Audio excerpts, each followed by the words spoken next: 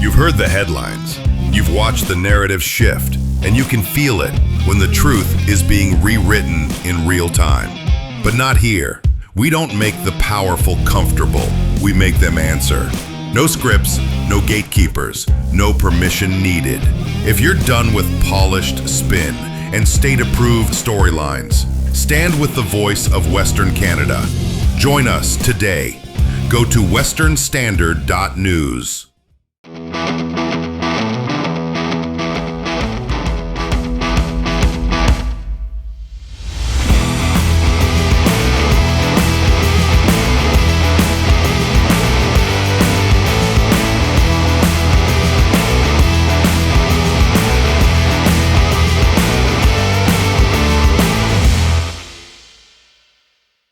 Good day and welcome to The Pipeline. Today is December 3rd, 2025. I'm Derek Fildebrandt, publisher of the Western Standard.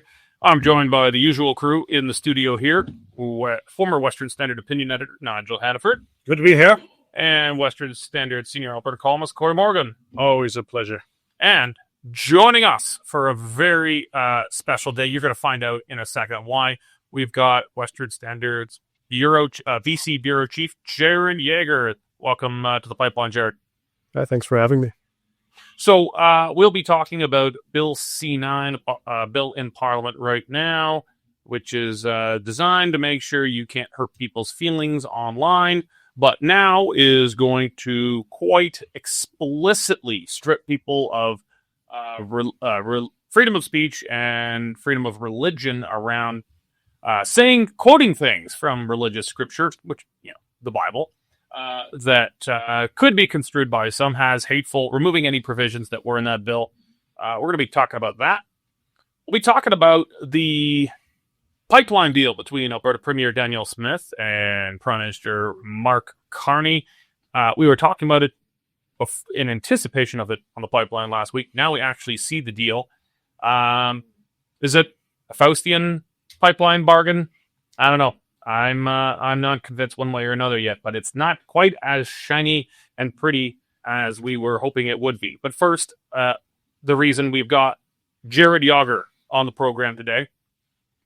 BC Conservative leader John Rustad walks the plank.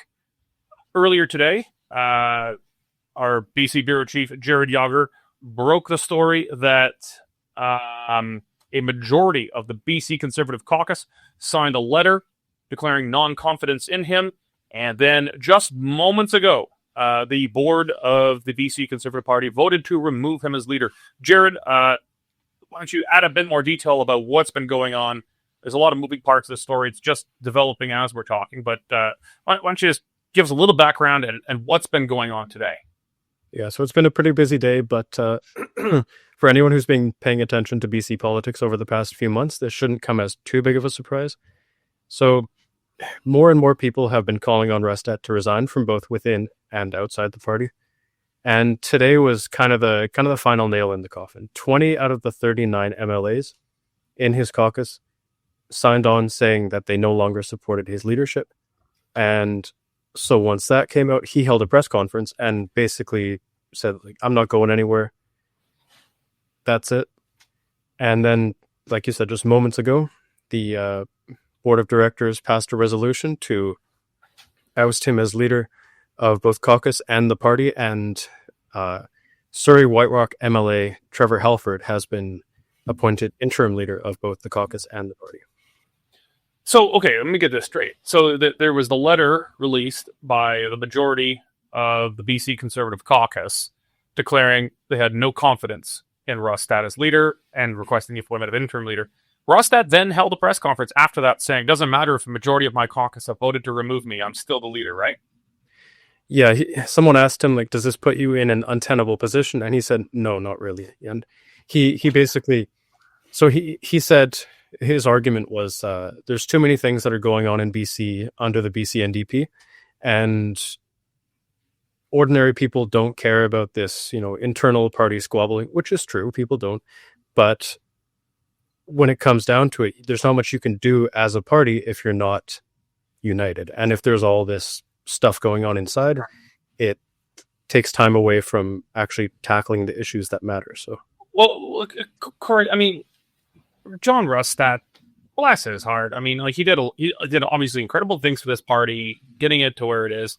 But his leadership ran into really tough waters. He appears to have become paranoid, trying to fire everyone from caucus that he suspected of anything or disagreeing with him on things, which is ironic because that's how he got kicked out of the BC Liberal caucus, very strangely. But he doesn't seem to understand I don't think most people understand the Constitution, but the leader of a political party and the leader of an opposition should understand one of the simple parts of our Constitution. And it's the idea of confidence. Whoever can hold the confidence of the whole legislature or parliament is the premier or the prime minister. But to stay the leader of your party and your caucus, you have to have the confidence of your caucus. And today, the majority of his caucus declared non-confidence in him. That is like the prime minister or the premier saying, I don't care if the House has voted non-confidence in me. I'm not going to be distracted by that. I'm still the prime minister or I'm still the premier. That's not the way the system works. John Rustad appears to be totally off the reservation here.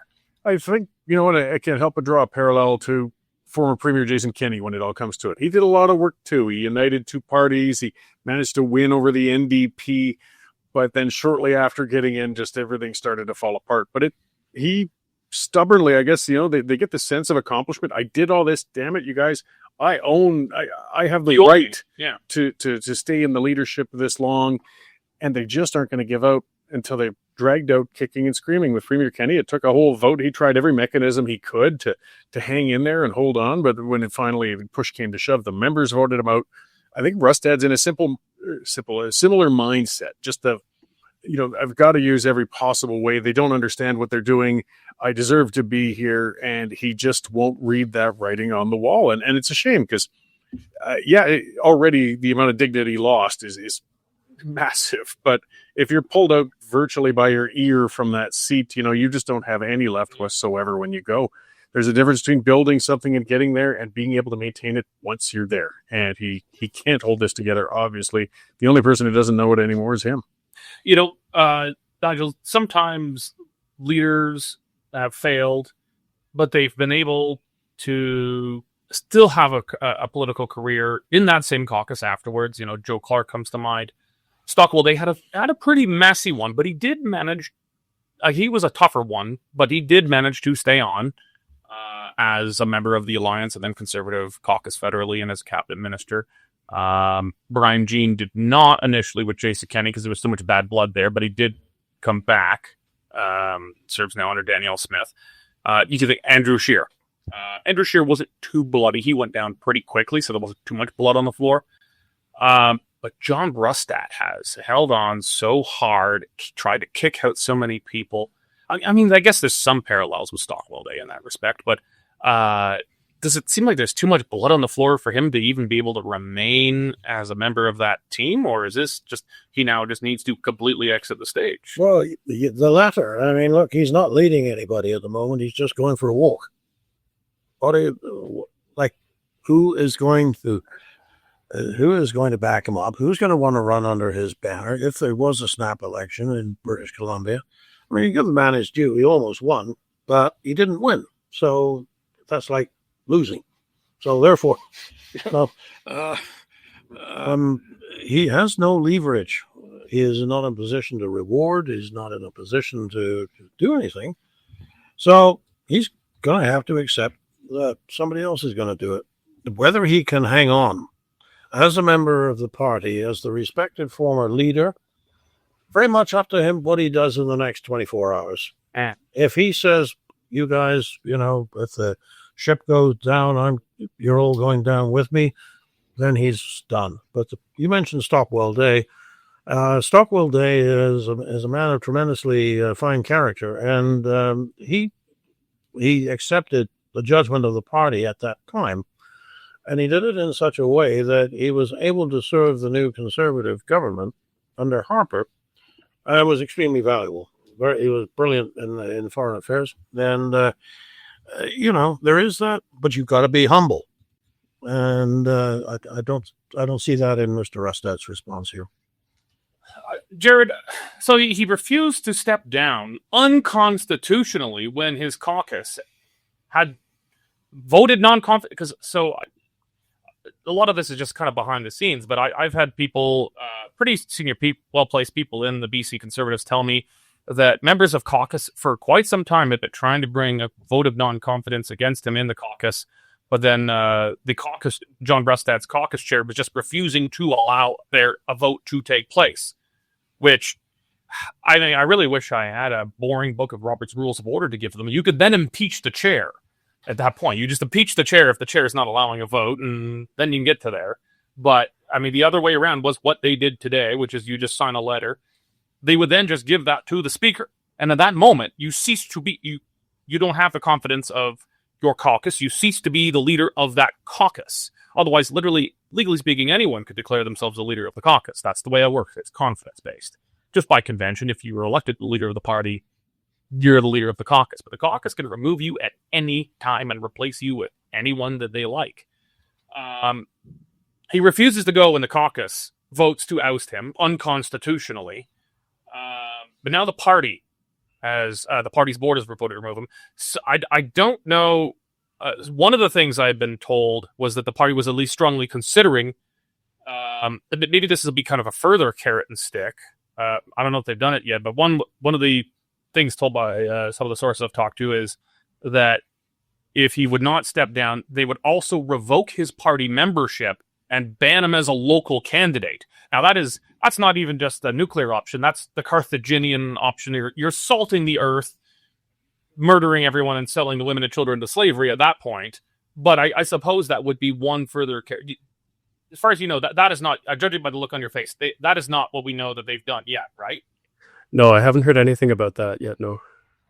Okay. Well, I got the impression, folks I'm talking to, that is kind of that's the ultimate stick as opposed to the carrot. It's like, you're going to accept our judgment, or you're literally not even a grassroots member of the party and you're not allowed to be a local candidate.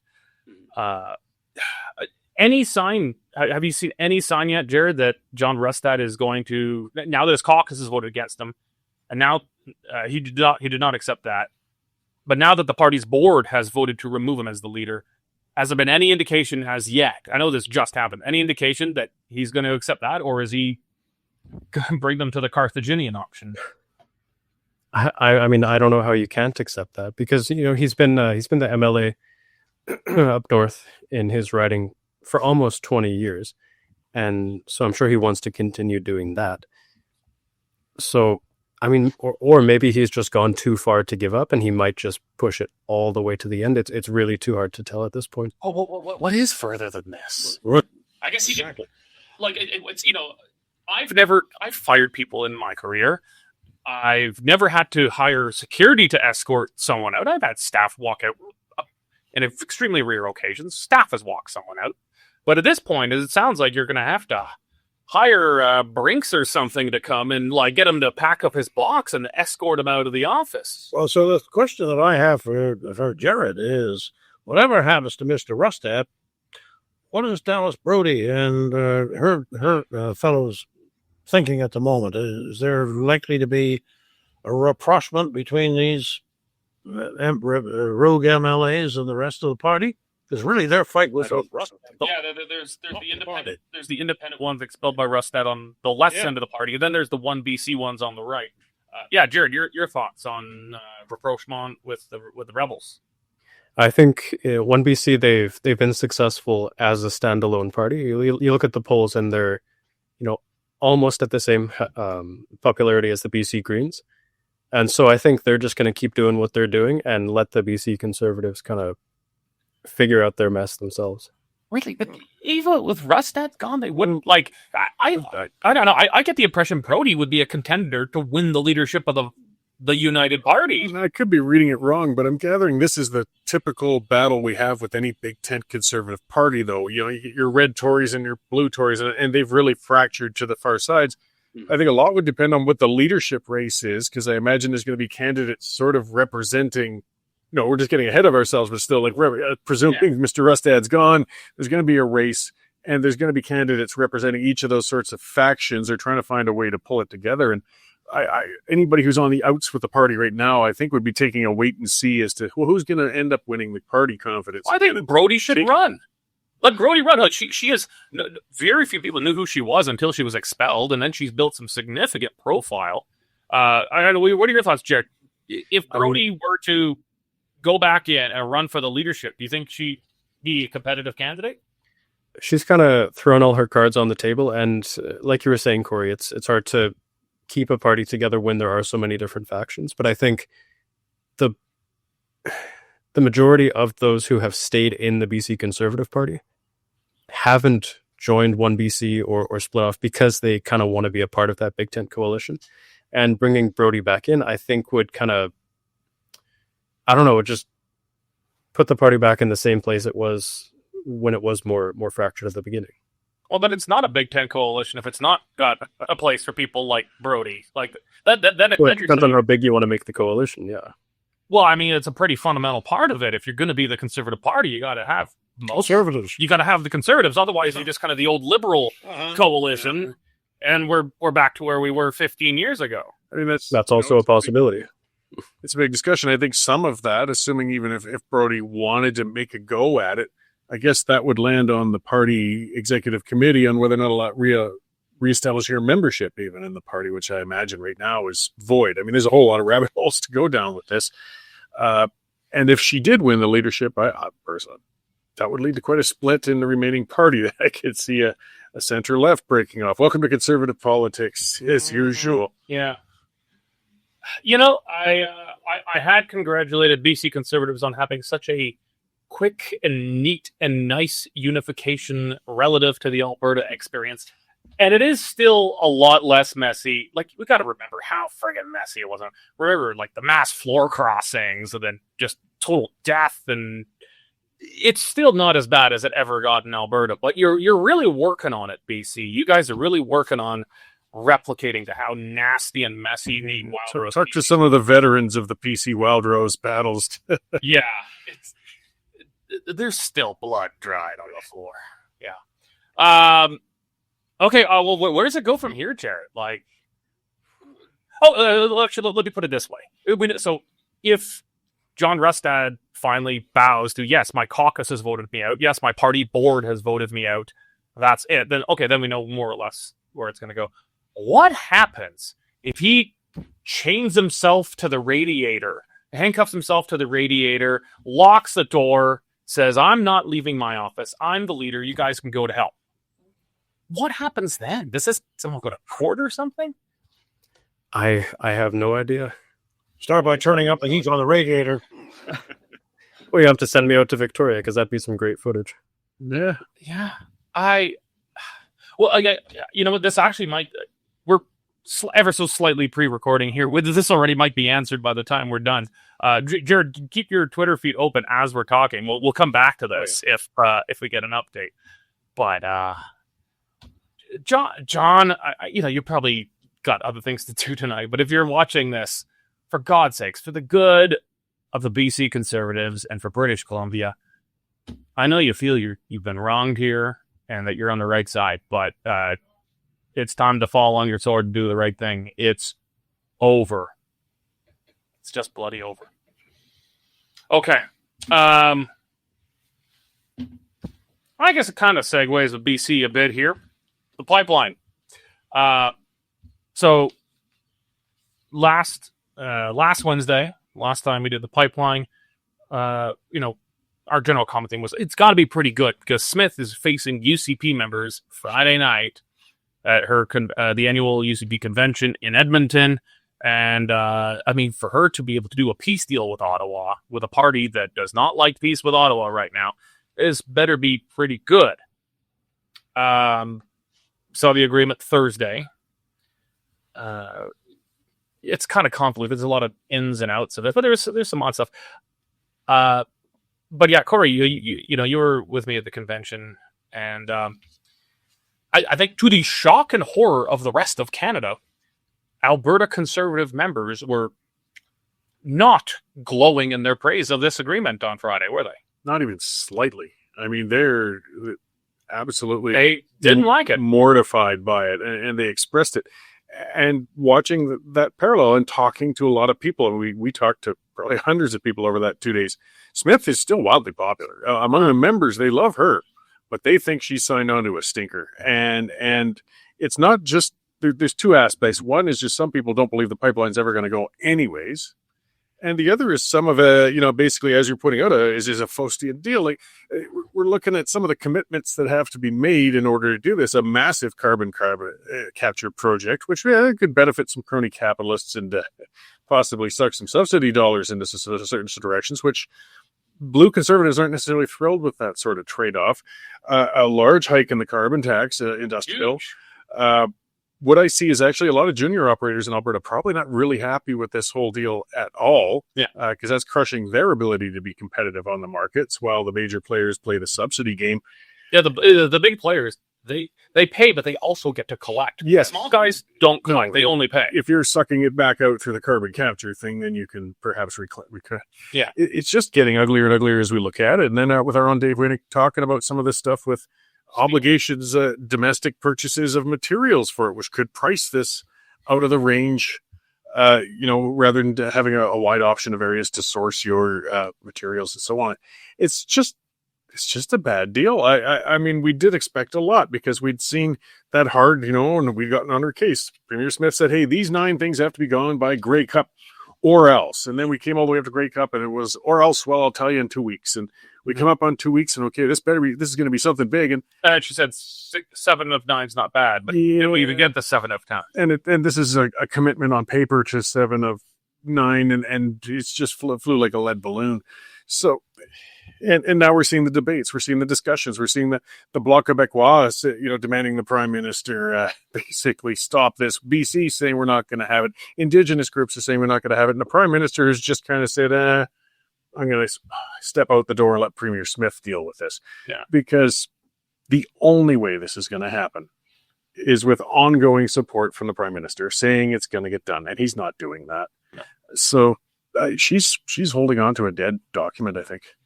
Nigel, one of the reoccurrent themes you've talked about with Mark Carney is he likes to have his cake and eat it too. He likes a process where the process is his decision, not what we're actually trying to achieve in the process. I will recognize a Palestinian state if they do X, Y, and Z, and then it allows him to just pretend the process made something up. I got a bad feeling this might be something somewhat. This is not an agreement to build a pipeline. It's an agreement for a process to potentially build a pipeline. It potentially makes it wildly uneconomical to do if you have to use these Buy Canadian Steel provisions. We got the carbon tax built in, and then it talks about it. There's a verbal agreement. And then there's the written agreement. The written agreement does not say BC and First Nations have a veto, but talks about meaningful consultation and them being involved. But, and I'm going to go to Jarryd in a bit about David Eby, but verbally he said, no, BC and First Nations have to be on side. And if that's the case, there's a zero, we may as well just bury this document right now. It's the only thing that's getting in the ground. There's a 0% chance this thing gets built. Do you think Smith seemed genuinely proud of this, and she does not have a reputation for being weak on Ottawa. But do you think she got snookered here? Well, I'm not going to say that just yet, but boy, oh boy, you've raised such a raft of questions in what you just said there. I'm trying, we're very good at trying to look at things from Alberta's point of view, and we should. But I've been trying to think, well, all right, if I were Carney, what would I be wanting out of this? You want to give the impression that you have a national reach, that you're not just central Canada. You want to give the impression that, difficult though Danielle Smith is to deal with, I'm the man to do it, and I will go out and I'll engage with the rebel premier, and we'll sit down at the table and we'll work something out. And that's the image I want to portray in Eastern Canada. Now, so many of the things that we're talking about, you just brought in the price of steel into the discussion. Yeah, that's a big deal. the attitude of Quebec. I mean, you have to say, why would we care what Quebec thinks? This is all Western Canada stuff. They've had their say. They don't want a pipeline. They didn't get one. So why are we what's their spot on the table there? But it's all, these are the details that people forget. You know, even we have to make notes before we come into the meeting to make sure we don't forget anything. So what sticks in Eastern Canada is that the Prime Minister went out and met his biggest political opponent. They shook hands, they signed something, and everybody smiled as they went their separate ways. That's a political win for Mr. Carney. Don't ask about the details because then that doesn't look so good. And with Premier Smith, I mean, she did do this 2 days before she had a big speech to make at a convention, at which point most people hadn't, well, she may have expected that most people wouldn't have got into the details. It kind of sounds as if enough had that, some of the applause was muted. I can just see this whole thing as a charade, as a little bit of political theater that met the temporary needs of two leaders at the same time. Well, Cory, you were there with me as this agreement was booed. It was roundly booed by the members on 2 days. The first day during a Bear Pit kind of accountability session with the members. And, Smith went into this, I think, beaming, genuinely believing she had a win and she could hold this up and, in front of the people and say, we played tough, and we won, we got this, and people booed it. The next day, she said, let's not give up on our, I'm going to paraphrase it, let's not give up on our country just as we're winning, for sovereign Alberta within the United Canada, and people booed again. Now, that time there was also some applause interspersed with it. The room wasn't unanimously opposed to it. That'd be an unfair characterization. But she went into this convention, I think, expecting this to be a triumphal victory entry into Rome, and I was kind of two minds. I was still not. I'm still not 100% one way or another, but I was still very much taking stock of it, analyzing it. I was shocked for one of the first times in my life to find myself the moderate in the room, where most people were hard against it. Smith's brilliant and I think highly of her, but she's got a tendency to forget what the membership thinks. She does. If anything, it gave me a flashback of a time where she held up a thing and told Alberta, we won. It's over. She negotiated a great deal with a political leader, and you're going to say, I know I'm going to say it. And it was the mass floor crossing, which was a political catastrophe and cost every one of them their seats. The promised cabinet positions. Again, that leader fled on his commitments once he got pushback from his own party, as we're seeing Carney doing right now, and he rug pulled her. And I could see Carney doing it to her again. I think some of it is Danielle Smith trying to see the best in people. She really does, and tries to think this is genuine, this can go somewhere, but forgot what the members might think instead. And she better be really, really careful now. And hopefully it was a wake up, because as I said, everybody at the AGM really does seem to love Premier Smith. They think very highly of her, but we know how quickly conservative minds can change. She's gotten a warning shot, and I hope she's thinking really, really hard about it. Yeah, I wasn't gonna say it, but I get Prentice vibes from Carney. I mean, looks good and professional, comfortable in the corporate boardroom, accomplished, very much hailed and respected by the blue bloods, that type of crowd. And I mean, Danielle fell for it with him to catastrophic ends.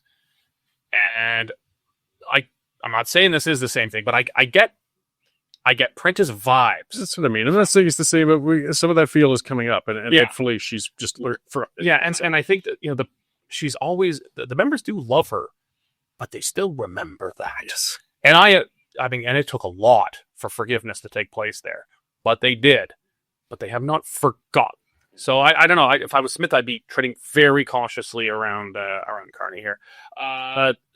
Let's get some BC perspective on this. David, according to the written agreement, David Eby has to, be meaningfully consulted. First Nations along the route need to be meaningfully consulted. According to Carney, verbally, they have to agree. If the verbal one is the case, and actually, because it's an MOU, it's not actually a legally binding contract. It's a memorandum of understanding. You can't take an MOU to a court. It is not a contract. But, I mean, if they are given some kind of veto and their consent's required, like it is just done, and there's no sense discussing it. But I know David Eby responded he said something very odd. He's open to another pipeline, but so long as the Northwest Coast tanker ban remains in place. So you can build the pipeline, but you're just not allowed to send the oil anywhere. Like it can just sit in, an infinitely accruing pile of barrels in a port somewhere on the West Coast. Where is Eby on this one right now, Jarryd? You summed it up pretty well there. The thing with the BC coast is the tanker ban covers pretty much everything north of Vancouver Island. And then obviously you have Vancouver Island in the way, so you're not going to build a port anywhere along there. And there's no cities anyways, leaving only one option, Vancouver. And Burrard Inlet, it's already too shallow to allow the existing TMX pipeline to operate at full capacity. So nobody's going to want to build a third pipeline next to that already don't fully work. So I think what EB's doing is kind of or beat around the bush way, saying, yeah, this is never happening. Yeah. I wouldn't imagine so. Like the hardcore eco-green movement's, a pretty major part of the BC NDP coalition.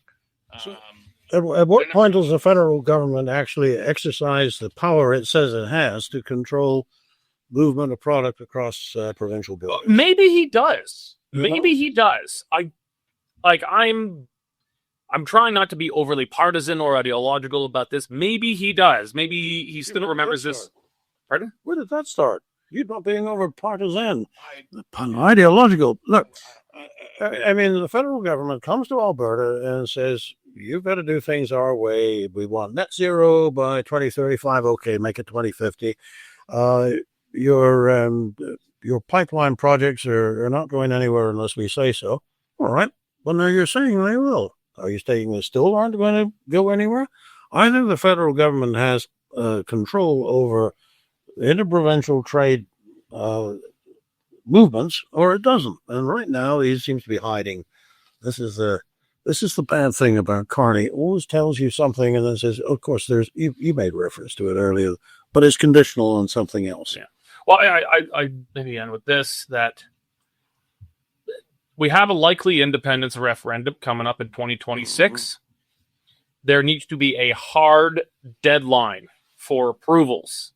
I think, and by Canadian standards, that is warp speed to get there that fast. But there needs to be a hard deadline on approvals before that vote takes place. We should probably schedule the vote for next fall, and we should know this, the answer to this, by September. So Alberta, the tanker ban is federal legislation. It's in Carney's. But no bring that in and is this even feasible? Because it has the conditions attached to this made this thing economical, between the carbon tax, between Buy Canadian Steel provisions, carbon sequestration, between all of this stuff, isn't even going to be economically viable. But there are some deadlines built into the MOU. That's one thing positive to kind of be said about it. There's some April ones and some June ones that at least start some, road signs to say whether you've actually made any progress working towards this. And if they don't hit those, then, again, I already think this thing's dead, to be honest. I'm getting from skeptical to cynical, but those are in there. And yeah, if there's an active independence referendum campaign going and these deadlines come with even those relatively modest goals haven't been reached, it's going to look really ugly on voting day. Danielle doesn't have to defend it any longer after that. No. So that changes the equation as well. Yeah. Well, or will she move the goalposts again? That's where she's getting in some real danger. Yeah. We can't allow that. We're going to have to hold her feet to the fire on this stuff. We got a referendum likely coming up here, and these dates mean something in this MOU. You hold to them. If they don't, we declare this thing dead. Yeah, well, and we vote accordingly. If she can say that the dates have come and passed despite my best efforts, they didn't happen, then whose fault is it? Obviously, the federal government's not ours. This referendum gives her some leverage. Yes, it does. It does. Okay. We don't have a ton of time for it, but let's talk about Bill C9, Nigel. This is, I guess, the new, Hurt Feelings Online Act. There had been provisions in it that, if you express a sincerely held religious view, there's some spicy verses in the Bible and in the Quran around homosexuality and things like that, that don't go over well in a modern progressive cocktail party. But there was protections ostensibly for sincerely held religious views expressed that in order to secure support of the Bloc Québécois for the legislation have been stripped out. Well, I think the Liberals are brave. If you're going to go up against God, get ready. It's not going to end well. Look, Bill C9, there's two things to say. One is Bill C9 is ostensibly about online protection for children. And what it says in there is, fair enough, if that's what you want to do. We actually already have the legislation to do all that stuff, but protecting children from online predators, making it illegal to distribute non-consensual erotic pictures and that sort of thing. But it's in the bill, and they're defending it on that basis. What they have also done is they introduced a second stream in there, which deals with anti-hate. And that's where I don't know who would actually want to hoist a swastika on their flagpole in their back lawn. I don't see that happening. But if they did, they would be breaking the law. A big accomplishment. I think it's more aimed at Muslim expressions of Muslimism in Quebec. I think that's what's driving this.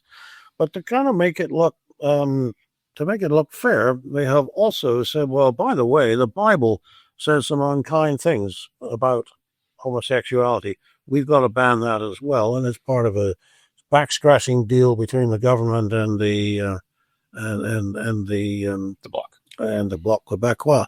Now, the second thing to say is that although it would be possible for Christian conservatives to get mightily angry about this, and they should, because it's wrong, nevertheless, they'd have to understand that the Liberal Party, which is backing this, is got a very different worldview, and within their worldview, they are being entirely consistent. So it illustrates the deep cultural divide in this country at this time.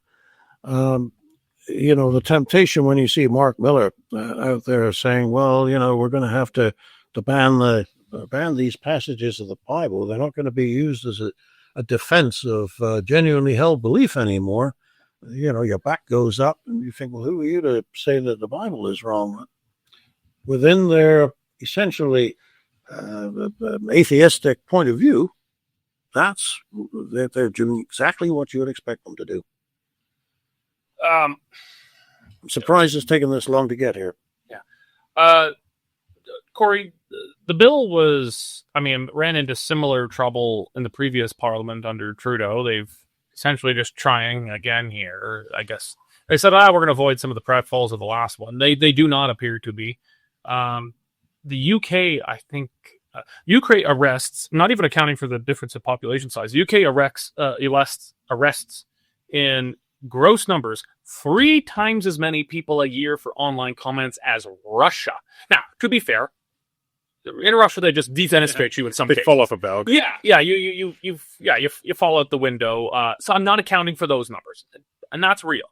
But that's probably not a big number, but it's a harsher punishment than you get in Canada or in Britain for hurting feelings. But Britain arrests 3 times as many people a year, and Russia has a significantly larger population than Britain. The worry is this is going to put us on the same trajectory. You go to prison for sharing memes. There doesn't appear to be much of the way in pushback. There's elements of the center-right establishment, mainstream conservative media. Like the post media stuff it's rented on their opinion sections, but there doesn't seem to be any major pushback from this. Even the conservatives, I think, are a little tepid on it. No, it makes for hard political games to play because you know how it always works. You're defending hate. You're defending fascism. I mean, you want to be the guy who defends the right to fly a National Socialist flag. No, that's not good politics. Yeah, and exactly. And I find that I'll take that stance as a libertarian. I find the flag disgusting, and anybody who wants to wave it is doing so. But I don't think it should be illegalized. It should just be pointed out and let the public bury that down. Likewise with religious texts. I mean, most of them in every religion, if you go back, they don't match the standards of modern living. If you want to take a literal interpretation of them, well, there'd be people pushing to have slaves and, have sacrifices and things, depending on how far in the Old Testament you want to go. But the modern world has moved past that without banning the text. There's been reformation. There's been, just realizing that we don't take those interpretations as they are in public. Well, I guess part of the problem, Islam.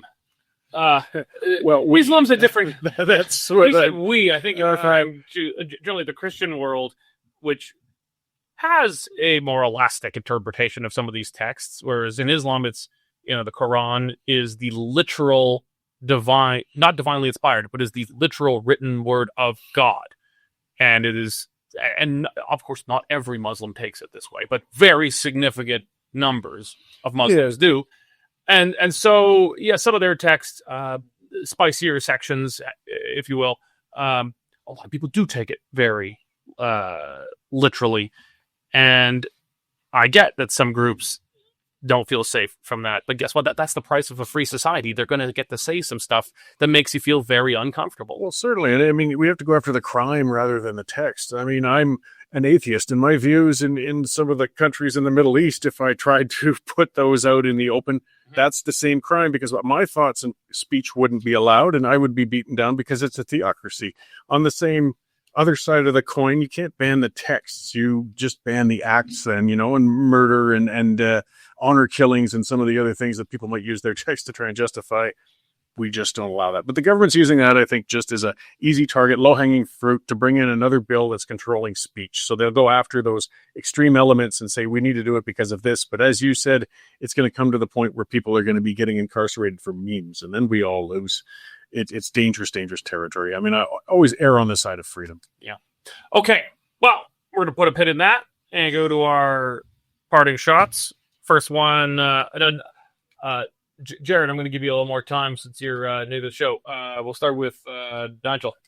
Okay, so what Nigel thinks is that we just have the numbers on medical assistance in dying, and they reveal that the practice continues to grow. You try to be so organized with these things, but look, 16,499 people received medical assistance in dying in 2024. Figures just out on Friday. And what a lot of people have missed is that more than 22,000 were actually approved for medical assistance in dying. Now, some did back off, decided to change their minds. But, there were more than 4,000 who were approved who didn't get it. And here we are. How often do we hear about somebody who wants a life-saving procedure, dies on the waiting list? You can't even get a death procedure. You'll die on the waiting list waiting for assisted suicide. So that is the most Canadian thing ever. It's yes, it's a hell of a thing. Dying for death. Dying, waiting to be killed, yes. Yeah. Cory. Just reminding folks that it's not just the pipeline that's being held up going to the west. There's Indigenous leaders, as reported in the Standard, saying that the Ring of Fire development's never going to happen in Ontario as well, which is in the Major Projects Office. So, Carney, you can't hide from this. You got to take a stand one way or another. Either nothing's getting done or you're having a fight with the Indigenous leaders. Jarryd, your parting shot. So I actually don't have a parting shot, but I have something that's even more. I didn't actually tell you to have one ready, so I know I sprung this on you. So the BC Conservative Party just released a statement saying that they, the board certified that Rustad is professionally incapacitated and thus unable to continue as party leader. Under the Constitution, there's a number of ways you can get rid of a leader. Either they die, or they didn't kill him. They didn't kill him, right? No. All right. Just make it putting that on the record. Just his career. Resignation, death, incapacitation or a leadership review vote. And so they got creative, and incapacitation, it's kind of like Article 25 of the U.S. Constitution. It usually deals with health issues. They argued that he's professionally incapacitated. So there you go. And it's a Now, if the party is structured anything like in Alberta, that's a bylaw under the Societies Act, and it could technically be challenged in court. But I mean, do you really want to have it? Also, in the meantime, there is always the option. One small party in Alberta did this. They ousted their leader, the Wild Rose Independence Party, to oust their leader. They just literally revoked his membership. And if you're not a member of the party, you can't be the leader of the party. And so that's like there are ways. Yeah. Okay. All right. Well, that's interesting. That's a good parting shot. It's not really a parting shot, but it's a good bulletin. Thank you. All right, mine. Milo. I'm jealous of this one. A Canadian manufacturer sold 20 APCs, armored personnel carriers, to ICE in America to help root out and get rid of illegal immigrants. My only problem with that is I want them here. I want them here. The vehicle's not the immigrants. Yeah. I want them here, rounding up all the people that we illegally allow in out. We're going to need some APCs here. So that's my only problem with it, is America stealing our APCs to deal with their illegal migration problem. Okay. Nigel, Cory, Jarryd, and John running the studio. Thank you very much for joining us. Thank all of you for joining us here today on The Pipeline. Remember that the Western Standard needs support for people like you to continue doing our work. If you're not yet a member of the Western Standard, go to westernstandard.news right now. Click on subscribe. It's $10 a month or $20 a year for unlimited access to all Western Standard content. To get past that pesky paywall, I know when we were at the United Conservative Party convention this weekend, some people said, "Oh, you guys have that paywall." I'm like, "Well, stop being a freeloader. We're not working for free here. We could." You see this newsroom behind us? We got people busy pretending to work back there. Me, I'm pretending to do my job and whatnot. This is a real business. So, if you're hitting that paywall, that means it's time to pay up, become a member. Only $10 a month or $100 a year. Thank you very much for joining us today, and God bless.